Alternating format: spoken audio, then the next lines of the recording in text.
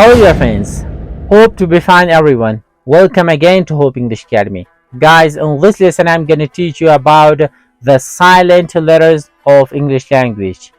Means those letters that we should write in the words, but we can't pronounce it. So let's begin the lesson. If you are new on my YouTube channel, so please subscribe my YouTube channel. If you are watching me on Facebook, so please share the video with your friends. السلام علیکم ورحمت الله وبرکاته. یو ځل بیا هوپ انګلیش اکیډمي څخه راغلاست. نن د هوپ انګلیش اکیډمي د 0 کلاس اتم لیسن او یا هم اتم درس دی. په دې درس کې به موږ تاسو د انګلیسي ژبې د سایلنت حروف په اړه باندې غږیږو. مطلب هغه حروف چې موږ تاسو د انګلیسي ژبې په یو لغت کې لیکو اما ویلای نسو، مطلب اواز نسی ورکولای، خاموش حروف وي. نو راځئ دغه ویډیو زموږ سره تر اخره پورې وګورئ. که چېرته زموږ پر یوټیوب چینل باندې نوي یاست، زموږ یوټیوب چینل در سره سبسکرایب، او که چېرته زموږ ویډیو پر فیسبوک پاڼه باندې ګورئ نو زموږ فیسبوک پاڼه در سره فالو او د ملګرو سره دا ویډیو ضرور شیر کړئ. بسم الله الرحمن الرحیم. نن موږ تاسو د انګلیسي ژبې د سایلنت حروفو په اړه باندې غږیږو. What is silent letter؟ سایلنت حرف څه ته ویل کېږي؟ تعریف او یا هم ډیفینیشن یې دا دی چې a silent letter is a part of the word that is written but not spoken. معنی یې دا ده چې سایلنت حرف چې دی د یو لغت حصه ده، نو لیکل کیږي او ویل کیږي نه. دې ته ویل کیږي سایلنت لیټر. نو دلته سوال دا پیدا کیږي چې ریزن او یا هم وجه څه ده چې په یو لغت کې دی یو حرف ولیکل سي او بیا دې هغه ونه ویل سي. نو هدف ترېنه دا دی چې په انګلیش کې موږ تاسې ځینې داسې لغاتونه لرو چې یو قسم ویل کېږي خو بیا معناوې فرق لري، توپیر لري. د مثال په ډول باندې موږ تاسې دلته څو لغاتونه لرو چې یو قسم ویل کېږي خو معناوې جدا وي. معناوې ولې جدا وي؟ ځکه چې دلته د معنی صرف په سایلنت حرف باندې جدا سوي وي. د مثال په ډول باندې هول ګوره موږ تاسو دلته دوه لغتونه لرو خو معنی فرق لري، توپیر لري. یو هول دی موږ تاسو سوري ته وایو صحیح دی، دا بل هول چې دی کم دا ټولو ته ویل کېږي، یعنی جمع ټول. اوس دا HOLE چې دی دا هول دی، سوري ته ویل کېږي. دا W موږ تاسو چې دلته ورکړې ده، دلته ورکول سوې ده، نو دا د څه شي لپاره چې معنا یې صرف تغییر وکړي، یعنی ویل کېږي نه، خو صرف د معنا د تغییر کېدلو لپاره موږ تاسو دلته W ورسره لیکو. او بل همداسې لغت موږ تاسو لرو، ګوره PLUMB. دلته اوس په دغه لغتونو کې موږ تاسو B سایلنت لرو. ګوره پلم. دا بل لغت موږ تاسو لرو همداسې PLUM پلم. دا اوس ویل کېږي دواړه یو قسم. په دا یو لغت ګوره B راغلی، دا B د څه شي لپاره موږ تاسو صرف د لغت معنا ترېنه جدا کوو. نو دغه پلم کوم چې دی دا اولنی پلم چې دی دا د شاقول معنا ورکوي یا هم شاول موږ تاسو ورته وایو. او دا بل پلم کوم چې دی دا بي چې نسته پکې دا د آلو معنا ورکوي، یعنی آلوچې ته ویل کېږي. نو اوس راځو موږ تاسو دلته الفابیت لیټرزو ته چې په الفابیت لیټرزو کې کوم داسې لیټر دی چې هغه سایلنت وي او په کوم حالت کې سایلنت بلل کېږي.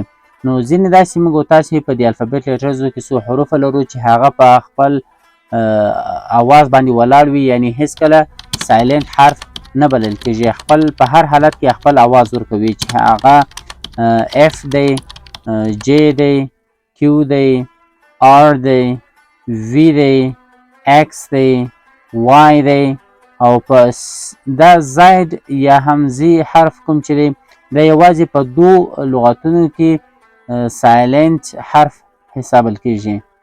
نو راځو موږ تاسو له اوله څخه شروع کوو چې A حرف په کوم حالت کې سایلنت بلل کېږي. A حرف په کوم حالت کې نه ویل کېږي، یعنی خاموشه وي.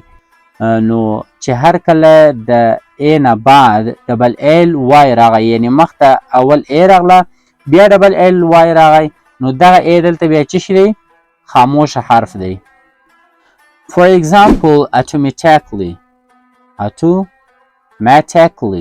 ګوره دلته automatically نه دی صحیح دی یعنی دا A دلته چې دی سایلنټ دی اواز نه ورکوي لیکل کیږي باید چې ولیکل سي خو اواز نسی ورکولی automatically یعنی په اتوماتیک ډول سره یا مثلا basically ګوره basically دا A چې دی دلته سایلنټ حرف دی basically یعنی اساسا.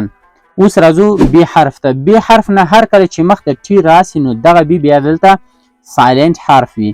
For example SUBTLE نو دلته دا B چې دی سایلنټ دی.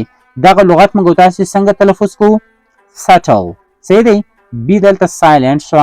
subtle چې ویل کیږي فرعي او بل لغت موږ تاسو لرو DOUBT چې دا دلته B سایلنټ حرف دی نو دغه څنګه ویل کیږي doubt صحیح دی doubt چې ویل کیږي شک ته. او بل چې هر کله د B نه شاته یعنی اول M راسي بیا پسې B راسي نو دغه B هم بیا په اکثره ځایونو کې چې شي وي سایلنټ وي. د مثال په ډول باندې comb ګوره COMB دا باید چې comb ویل کېدلی خو دلته M چې راغلی دی او بیا چې پسې B دی یعنی اکثره د لغاتو په اخر کې دغه MB چې راسي دا B بیا دلته سایلنټ حرف وي. comb چې ویل کېږي ږمنځ او یا هم ځینې خلک ورته وایي ږمنځ. دا بل لغت موږ تاسې لرو چې په هغه کې هم اول M راغلی دی بیا پسې اخر کې B ده نو دغه B دلته بیا سایلنټ دی. climb پورته کېدلو ته ویل کېږي. راځو C حرف ته. د C حرف نه هر کله چې شاته S راسي یعنی اول S راسي بیا پسې C راسي نو دغه C بیا دلته سایلنټ حرف بلل کېږي. د مثال په ډول باندې science ګوره SCIENCE دا چې دی science دا C دلته سایلنټ دی. او یا هم چې I او E له C نه بعد راسي نو دا C دلته بیا چې شي سایلنټ حرف بلل کېږي. د مثال په ډول باندې descend صحیح دی descend یا هم sent ګوره SCENT sent descend مطلب ښکته لاړ شه او sent چې دی موږ تاسو وعطرو ته وایو. اوس راځو D حرف ته. D حرف نه بعد هر کله چې N راغی G راغله او یا هم J راغله نو دغه D بیا دلته سایلنټ وي. د مثال په ډول باندې Wednesday دلته د D پکې سایلنټ دی. Wednesday مطلب چهارشنبې ته ویل کېږي. beige ګوره beige دا D دلته سایلنټ دی beige نشان ته ویل کېږي. adjective نه ویل کېږي صحیح دی adjective D سایلنټ دی. adjective مطلب صفت. راځو E حرف ته. اکثره ځایونو کې چې E په آخر کې راسي دغه E بیا ویل کېږي نه اواز نسی ورکولی صحیح دی. For example file یا هم site صحیح دی E نه ویل کېږي او اواز نه ورکوي. یوازې دومره کار کولی سي چې شاته کوم واول حرف راسي نو هغه بیا خپل اواز پیدا کوي. د مثال په ډول باندې tap دی ګوره tap صحیح دی. دا چې E په اخر کې راسي نو بیا څنګه تلفظ کېږي tap په هر حالت کې خپل اواز ورکوي. راځو د G طرف ته. G نه بعد چې هر کله N راغی اخر د لغات کې نو دغه G بیا اکثره ځایونو کې سایلنټ حرف وي. د مثال په ډول باندې sign امضا ته ویل کېږي. design ګوره د G دلته پکې سایلنټ دی design ته ویل کېږي.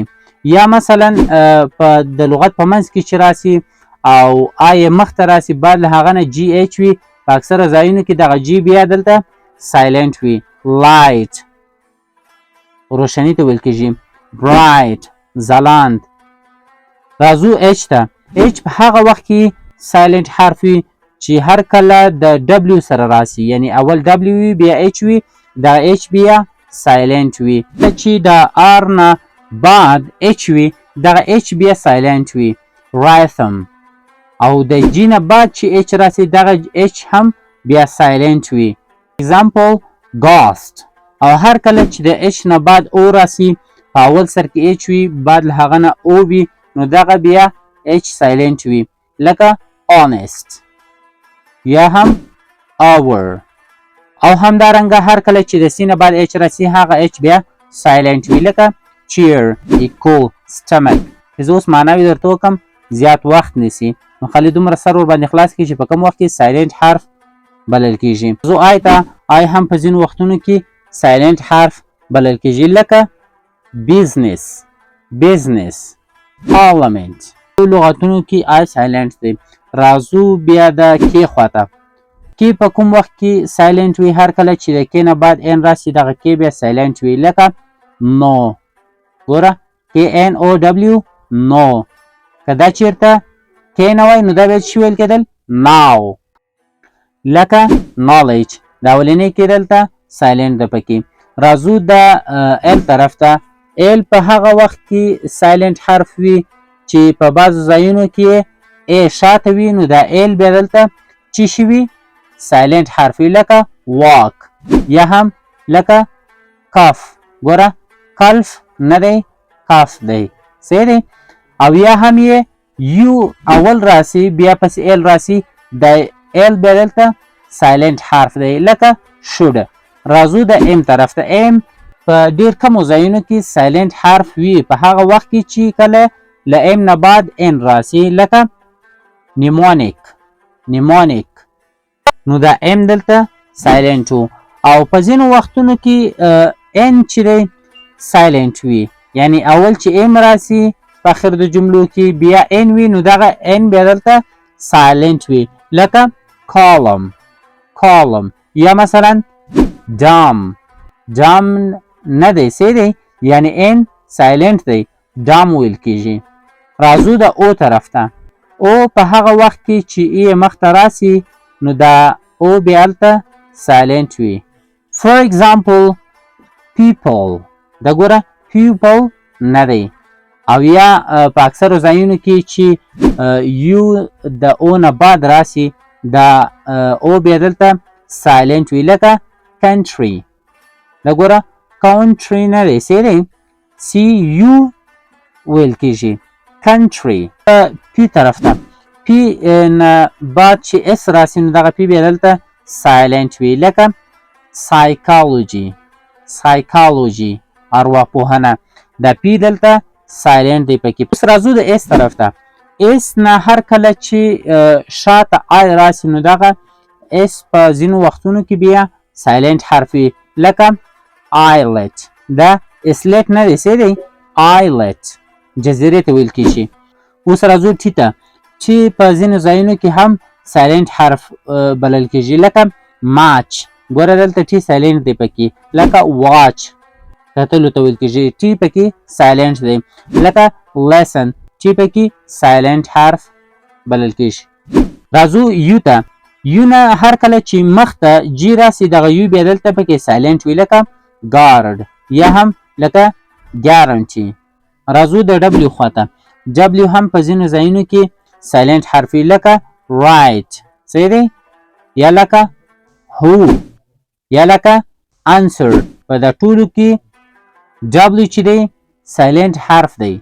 اوس راځو د ایکس طرف ته. ایکس په هم په ځینو ځایونو کې اواز نه ورکوي سایلنت حرف وي. لکه فاو. ګوره دا فاوکس نه دی سی دی فاو دی چې جالي ته ویل کیږي. راځو د زاید طرف ته. زاید هم په ځینو ځایونو کې سایلنت حرف وي. لکه laissez faire laissez faire.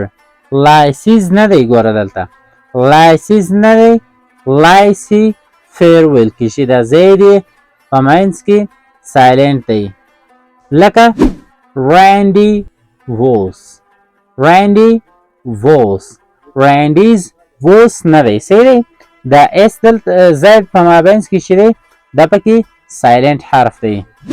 دا سایلنټ حروف چې موږ تاسو ویلي دا په ځینو ځایونو کې आवाज هم ورکوي. صحیح دی، داسې نه دی چې حتما چې دغه حروف مخ ته یا شاته راغلل نو دا سل په سله کې आवाज یعنی نه ورکوي، سایلنټ وي. نه، داسې نه ده. په ځینو ځایونو کې ما مخکې هم تاسو د ریزن وجه وویلې چې ځینې داسې حروف وي چې مشابهت سره لري په ویلو کې، نو د دغه لپاره موږ تاسې سایلنټ حروف کاروو. د نن درس پای ته ورسید. تر بلې ویډیو مو په سپیڅلي رب سپارم. ښه وخت ولرئ، ښې شېبې. که چېرته مو ویډیو خوښه شوه ویډیو حتما در سره لایک او د ملګرو سره ضرور شیر کړئ. الله حافظ.